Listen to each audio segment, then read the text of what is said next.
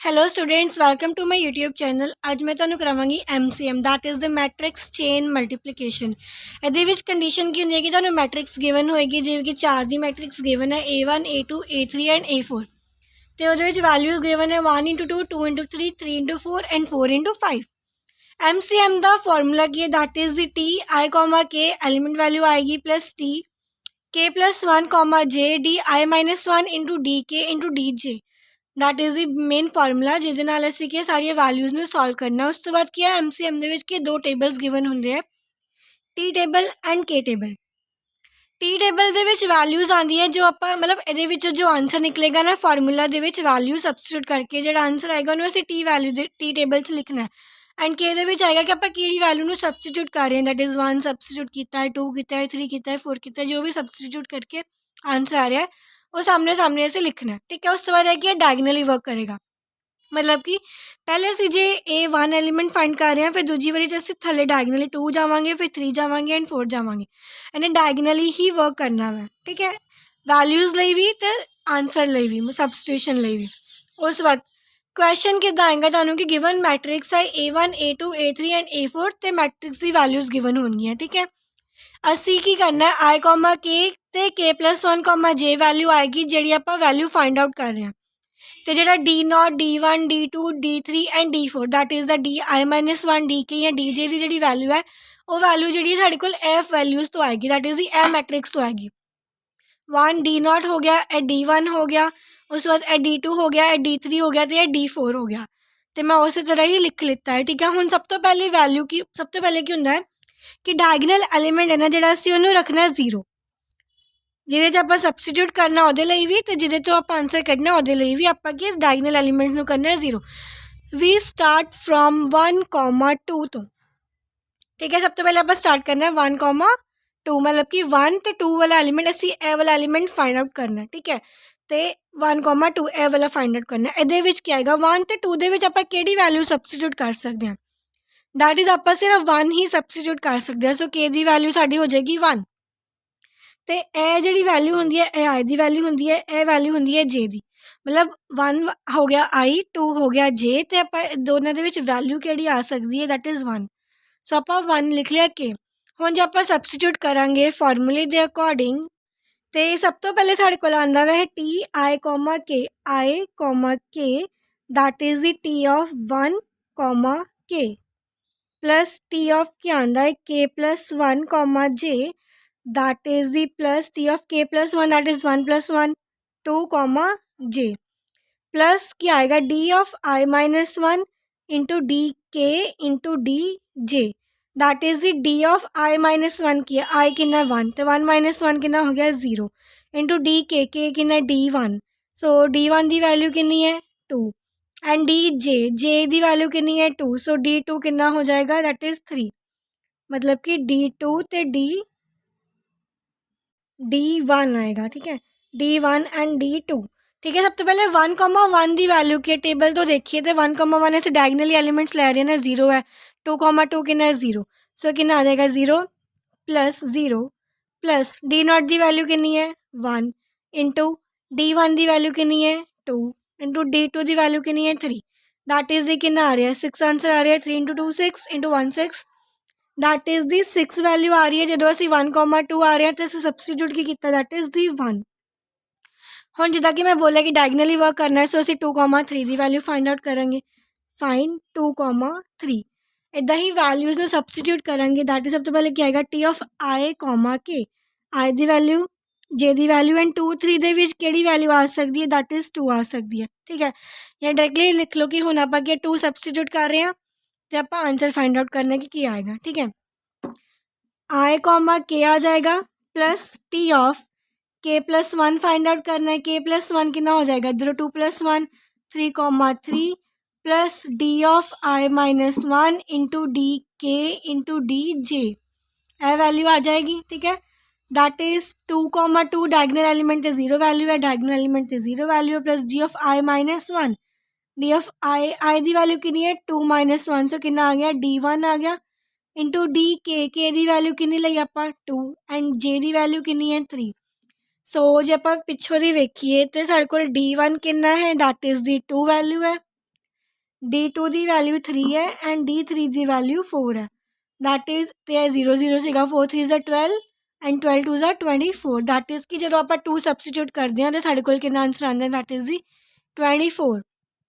ਡਾਇਗਨਲੀ ਚੱਲਾਂਗੇ ਹੁਣ ਆਪਾਂ 3 ਐਂਡ 4 ਸਬਸਟੀਟਿਊਟ ਕਰਨਾ ਹੈ, ਮਤਲਬ ਉਹਦੀ ਵੈਲਿਊ ਫਾਈਂਡ ਆਊਟ ਕਰਨੀ ਹੈ 3, 4 ਦੀ। ਇਹ ਆਈ ਆ ਗਿਆ, ਇਹ ਜੀ ਆ ਗਿਆ ਐਂਡ ਕੇ ਦੀ ਵੈਲਿਊ ਕਿੰਨੀ ਆ ਜਾਏਗੀ 3। 3 ਐਂਡ 4 ਦੇ ਵਿੱਚ ਸਿਰਫ 3 ਹੀ ਆ ਸਕਦਾ, ਮਤਲਬ ਹੁਣ ਆਪਾਂ 3 ਸਬਸਟੀਟਿਊਟ ਕਰ ਰਹੇ ਹਾਂ ਤੇ ਆਪਾਂ ਵੈਲਿਊ ਫਾਈਂਡ ਆਊਟ ਕਰਨੀ ਹੈ। ਠੀਕ ਹੈ, T of I comma J I comma K आ जाएगा plus T of K plus 1 that is the 3 + 1 4 comma J आ जाएगा plus D of I minus 1 into D K into D J, I value 0 आ जाएगी। ठीक है, plus D of I minus 1 that is the I दी value कितनी है साढ़े को 3 माइनस 1 कितना आ जाएगा D2, डी के असी 3 लिता सी एंड डी जे साढ़े को कितना है 4। सो D2 ਦੀ ਵੈਲਿਊ ਅਸੀਂ ਪਿੱਛੇ ਦੀ ਦੇਖੀਏ ਤੇ D2 ਦੀ ਵੈਲਿਊ ਕਿੰਨੀ ਹੈ 3, D3 the 4 and D4 the value ਕਿੰਨੀ ਹੈ 5।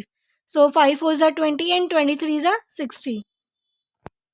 ਸੋ 3 ਸਬਸਟੀਟਿਊਟ ਕਰਦੇ ਹਾਂ ਸਾਡੇ ਕੋਲ ਕਿੰਨੀ ਵੈਲਿਊ ਆਉਂਦੀ ਹੈ 60। ਡਾਇਗਨਲੀ ਚੱਲ ਗਏ, ਹੁਣ ਆਪਾਂ ਕੀ ਦੁਬਾਰਾ ਡਾਇਗਨਲੀ ਹੀ ਸਟਾਰਟ ਕਰਨਾ ਸੀ। ਹੁਣ ਜਾਵਾਂਗੇ 1, 3 ਤੇ ਚੱਲਣਾ, ਇਹਨੇ ਵੀ ਡਾਇਗਨਲੀ ਹੀ ਹੈ। ਠੀਕ ਹੈ, D1, 3 ਫਾਈਂਡ ਆਊਟ ਕਰਨਾ। ਹੁਣ ਇਹਦੇ ਵਿੱਚ ਕੀ ਹੈ 1 ਐਂਡ 3 ਦੇ ਵਿੱਚ ਕੇ ਦੀ ਵੈਲਿਊ 1 ਵੀ ਆਏਗੀ ਐਂਡ ਕੇ ਦੀ ਵੈਲਿਊ 2 ਵੀ ਆਏਗੀ, ਦੋ ਵੈਲਿਊਜ਼ ਆ ਰਹੀਆਂ। ਅਤੇ ਜਿਹੜੀ ਮਿਨੀਮਮ ਕੋਸਟ ਆਏਗੀ ਨਾ ਉਹਨੂੰ ਅਸੀਂ ਕੀ ਹੈ ਟੇਬਲ ਦੇ ਵਿੱਚ ਰਾਈਟ ਡਾਊਨ ਕਰਾਂਗੇ ਮਿਨੀਮਮ ਕੋਸਟ ਨੂੰ। ਐਸ ਉਹੀ ਸੇਮ ਆਈ ਹੈ, ਇਹ ਜੇ ਹੈ ਅਤੇ ਕੇ ਦੀ ਆਪਾਂ ਦੋ ਵੈਲਿਊਜ਼ ਲਈ ਸਬਸਟੀਟਿਊਟ ਕਰਾਂਗੇ। ਸਭ ਤੋਂ ਪਹਿਲੇ ਕੀ ਆਏਗਾ T of I comma K that is I comma K plus T of K plus 1 हो जाएगा that is 2 comma J plus D of I minus 1।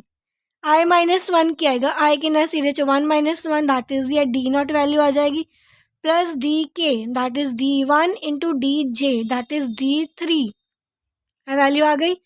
1, 1 0 है। ਹੁਣ ਅਸੀਂ 2, 3 ਦੀ ਵੈਲਿਊ ਫਾਈਂਡ ਆਊਟ ਕੀਤੀ ਹੈ ਦੈਟ ਇਜ਼ ਕਿੰਨੀ ਹੈ 24। ਸੋ ਇੱਧਰ ਕਿੰਨਾ ਆ ਜਾਏਗਾ 24 ਪਲਸ ਡੀ ਨੋਟ ਦੀ ਵੈਲਿਊ ਕਿੰਨੀ ਹੈ ਸਾਡੇ ਕੋਲ 1 ਇੰਟੂ D1 2 ਹੈ ਅਤੇ D3 ਸਾਡੇ ਕੋਲ ਹੈਗਾ ਹੈ 4। ਸੋ ਕੀ ਆਂਸਰ ਆਉਂਦਾ ਹੈ 24 plus 4 2 is 8 8 plus 24 that is 32। And ਹੁਣ ਅਸੀਂ 2 ਲਈ ਵੈਲਿਊ ਫਾਈਂਡ ਆਊਟ ਕਰਾਂਗੇ। ਸੋ आई कॉमा के ਹੁਣ के ਦੀ ਵੈਲਿਊ 2 ਆ ਜਾਏਗੀ plus T of K plus 1 comma J plus D of I minus 1 that is आई तो 1 ही है 1 माइनस 1 वही इधर भी डी नॉट ही आएगा इंटू डी के ਹੁਣ ਇਹਦੇ ਵਿੱਚ के ਦੀ ਵੈਲਿਊ 2 ਆਏਗੀ into D J that is 3। So 1 2 the value ਆਪਾਂ ਫਾਈਂਡ ਆਊਟ ਕੀਤੀ ਸੀ ਟੇਬਲ ਤੇ ਕਿੰਨੀ ਆਈ 6 ਆ ਗਈ।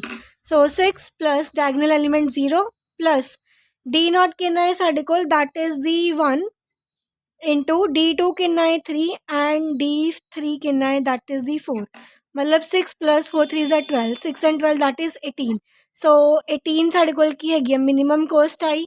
सो असी की करांगे 18 लिखांगे 18 साढ़े कोल आया जो असी 2 सबस्टिट्यूट किया। ठीक है, उस तो बाद असी अगे देखते हैं असी हुण असी डायगनली ही चलना है। सो आप 2 and 4 फाइंड आउट करांगे। ठीक है, ਅਸੀਂ फाइंड आउट करना T of 2, 4 that is I आ गया ए जे आ गया तो के दी वैल्यू साढ़े को 2 आएगी तो एक वैल्यू आएगी 3 दो वैल्यूज़ लिए आप जरा चैक ऑन करना है। T of I comma K that is 2, 2 plus T of K plus 1 comma J plus D of I minus 1 that is 2 minus 1 D1 आ जाएगा into D K that is the D2 and D J that is the D4 आएगा। Diagonal element 0 सी 3 4 ਲਈ ਅਸੀਂ ਪਿੱਛੇ substitute ਕੀਤਾ ਹੈ value 3 4 ਲਈ ਸਾਡੇ ਕੋਲ ਕਿੰਨਾ ਆ ਰਿਹਾ दैट इज़ दी 60 आ रहा। ओके 60 वैल्यू आ गई plus D1 D2 and D4 की वैल्यू देखनी है D1 D2 and D4 that is 2 3 and 5 that is 2 3 and 5। सो कितना आंसर आता है 60 plus 5 3 is 15 15 2 is 30 that is दी 90 आ रहा। ओ बहुत ज़्यादा वड्डी वैल्यू आ गई। ठीक है, उस बाद 3 ਲਈ देखांगे आई comma K plus T of K plus 1 comma J plus D of I minus 1 that is 2 minus 1 D1 into D K into D जे तो 4 ही है। ठीक है, 2 एंड 3 की वैल्यू असी पिछे फाइंड आउट की थी that is the 24 value. Diagonal element 0 D1 असी उपरों दी देख लैने D1 कितना आया सीगा 2 D3 and D4, that is the 4 and 5. Okay, 4 and 5. So कितना आंदा है 4 5s are 20, 22s are 40 ਤੇ ਕਿੰਨਾ ਆ ਗਿਆ 64. ਸੋ ਹਾਂ 64 ਜਿਹੜੀ ਆ ਉਹ ਮਿਨੀਮਮ ਕੋਸਟ ਆਏਗੀ। ਸੋ 64 ਵੈਲਿਊ ਆਉਂਦੀ ਹੈ ਜਦੋਂ ਅਸੀਂ 3 ਨੂੰ ਸਬਸਟੀਟਿਊਟ ਕਰਦੇ ਹਾਂ। ਠੀਕ ਹੈ, ਹੁਣ ਲਾਸਟ ਵੈਲਿਊ ਕੀ ਹੈ 1,4। ਹੁਣ ਅਸੀਂ ਫਾਈਂਡ ਆਊਟ ਕਰਨਾ ਟੀ ਆਫ 1,4। ਹੁਣ ਇਹਦੇ ਵਿੱਚ ਇਹ ਆਈ ਦੀ ਵੈਲਿਊ ਹੈ, ਇਹ ਜੇ ਦੀ ਵੈਲਿਊ ਹੈ, ਬਟ ਇਹਦੇ ਵਿੱਚ ਕੇ ਦੀ ਵੈਲਿਊ 1 ਵੀ ਆ ਰਹੀ ਹੈ, ਕੇ ਦੀ ਵੈਲਿਊ 2 ਵੀ ਆ ਰਹੀ ਹੈ ਐਂਡ ਕੇ ਦੀ ਵੈਲਿਊ 3 ਵੀ ਆ ਰਹੀ ਹੈ। ਤਿੰਨ ਵੈਲਿਊਜ਼ ਆ ਰਹੀਆਂ 1 ਐਂਡ 4 ਦੇ ਵਿੱਚ। ਸੋ ਆਪਾਂ ਤਿੰਨਾਂ ਲਈ ਸਬਸਟੀਟਿਊਟ ਕਰਕੇ ਮਿਨੀਮਮ ਕੋਸਟ ਫਾਈਂਡ ਆਊਟ ਕਰਕੇ ਟੇਬਲ ਦੇ ਵਿੱਚ ਸਬਸਟੀਟਿਊਟ ਕਰਾਂਗੇ। ਠੀਕ ਹੈ, ਸਟਾਰਟ ਕਰੀਏ T of I comma K plus T of K plus 1 comma J plus D of I minus 1, that is the 1 minus 1 कितना हो गया D not into D K 1 into D J, that is D 4। ठीक है, 2 ਲਈ substitute करिए तो T of I comma K plus T of K plus 1 comma J plus D of I minus 1 same ही रहेगा into D K into D J. ठीक है, 3 ਲਈ देखिए तो T of I comma K plus T of K plus 1 comma J plus I minus 1 same रहेगा into D not और D 3 that is D K into D J. Diagonal element की value 0 आ जाएगी। ठीक है, प्लस 2 4 की value देखिए 2 and 4 तो असी 64 वैल्यू फाइंड आउट की है 64। ठीक है, उस बाद 1 एंड 2 भी चेक कर लिए नाल ही 1 एंड 2 तो कितनी value I that is this 6 value I है एंड 1 एंड 3 तो असी वैल्यू कितनी फाइंड आउट की थी दैट इज़ दी 18 वैल्यू आ गई है। प्लस 3 4 भी देख लिए 3 एंड 4 तो कितनी वैल्यू है दैट इज़ दी 60। वैल्यूज़ लिख लेती हैं मैं। उस बाद डी नॉट की वैल्यू कितनी है 1 2 3 4 5 ही है। ठीक है, डी नॉट दैट इज़ दी 1। ठीक है, डी नॉट 1 उस बाद D 1 that is the 2 3 4 and that is दी 5। ठीक है, हुण आपां कैलकुलेशन करिए दैट इज़ कितना आंदा है इधरों आ गया 64 प्लस ए प्लस का साइन है। ठीक है, 1 into 2 into 5 that is 5 2 10 that is कितना आ गया 74। उस तो बाद इधरों दी चेक करिए तो जगह ही नहीं बची 66 प्लस प्लस आना उपरों इधरों भी उपरों दी प्लस आ रहा है सॉरी 5 3 are 15 66 plus 15 and इधर 4 5 are 20 and 18 plus 20 that is कितना आंदा है 38। सो यदी वैल्यू भी बहुत वड्डी वैल्यू आ जाएगी। सो मिनिमम कोस्ट साड़ी 38 ही आ रही है 38 आ रहा है जो असी 3 ਨੂੰ सबसटीट्यूट कर दिया। ठीक है, तो सो आप 38 लिख देंगे तो 3 ਨੂੰ सबसटीट्यूट कर लिता। ठीक है, हुण असी वैल्यूज़ फाइंड आउट कर लिया हाले तो क्वेश्चन खत्म नहीं होया। मेन चीज़ जी है कि असी जी मैं ब्रैकेट्स लगानियां होंदियां वै ਜਦੋਂ ਅਸੀਂ ਵੈਲਿਊਜ਼ ਨੂੰ ਫਾइंड आउट ਕਰਦੇ ਹਾਂ। ठीक है, ਸਾਡੇ ਕੋਲ ਕੀ ਹੈ 4 ਮੈਟ੍ਰਿਕਸ ਗਿਵਨ ਹੈ A1 A2 A3 and A4। 4 matrix given ਸੀ। ਹੁਣ ਅਸੀਂ ਇਹਦੇ ਅਕੋਰਡਿੰਗ ਕੀ ਬ੍ਰੈਕਟਸ ਲਗਾਉਣੀ ਹੈ। ਸਭ ਤੋਂ ਪਹਿਲੇ ਕੀ ਆਏਗੀ ਸਭ ਤੋਂ ਪਹਿਲੇ ਸਾਡੇ ਕੋਲ ਕੀ ਹੈ 4 ਮੈਟ੍ਰਿਕਸ ਸੀਗੀਆਂ। ਸੋ 1 ਐਂਡ 4 मतलब ਚਾਰੋਂ ਮੈਟ੍ਰਿਕਸ ਤੇ ਕਿਹੜੀ ਵੈਲਿਊ ਆ ਰਹੀ ਹੈ 3 ਆ ਰਹੀ ਹੈ। ਸੋ 3 ਤੇ ਕੀ ਲੱਗੇਗੀ ਬ੍ਰੈਕਟ। ਓਕੇ, ਹੁਣ ਸਾਡੇ ਕੋਲ ਪਹਿਲੀਆਂ 3 आ गई। सो फस्ट 3 ਦੇ ਵਿੱਚ ਕਿਹੜੀ वैल्यू है 2। सो 2 ਤੇ ਕੀ लगेगी ब्रैकेट। ठीक है, 2 आ जाएगा 3 आ जाएगा एंड 4। ठीक है, this is the answer. Brackets ਨੂੰ उस अकॉर्डिंग लगाना है। ठीक है, जे सानू एग्जाम्पल देनी आ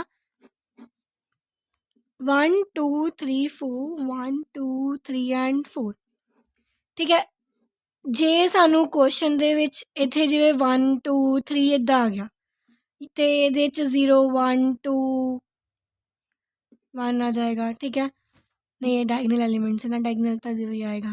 उस तो बाद जिवे 1 मतलब इस तरीके दे नाल गिवन है सानू। ठीक है, तो गिवन मैट्रिक्स एक 4 ही है तो असीं ब्रैकेट्स नू किस तरीके दे नाल लगा सकते हैं। ब्रैकेट्स जिहड़ियां डिपेंड करदियां मैं साडियां ए वैल्यूज़ ते। ठीक है, हुण पहलियां 4 मैट्रिक्स ते वैल्यू कितनी आई 1 वैल्यू आई। सो 1 ते ब्रैकेट लगेगी। हुण आपां 2 तो 4 देखांगे दैट इज़ दी 2 ते 4 ते किहड़ी वैल्यू है 2। सो 2 ते ब्रैकेट लगेगी। ठीक है, इस तरीके दे नाल जिहड़ी है वो ब्रैकेट लगेगी। ब्रैकेट्स नू बड़ा सोच के ध्यान दे नाल लगाना। जिस तरीके नाल वैल्यूज़ गिवन होणगियां उस अकॉर्डिंग ही मैट्रिक्स नू लैके देखना है तो वैल्यूज़ नू सबसटीट्यूट करना है ब्रैकेट्स नू लगाना है। तो सिर्फ 2 ਜਿਹੜੀਆਂ ਮੈਟ੍ਰਿਕਸ ਉਹ ਇਕੱਠੀਆਂ ਆ ਸਕਦੀਆਂ ਵੇ 3 ਜਾਂ 4 ਇਕੱਠੀਆਂ ਨਹੀਂ ਆਉਣਗੀਆਂ। ਓਕੇ, ਆਈ ਹੋਪ ਸੋ ਤੁਹਾਨੂੰ ਇਹ ਸਮਝ ਆ ਗਿਆ ਹੋਏਗਾ। Thank you.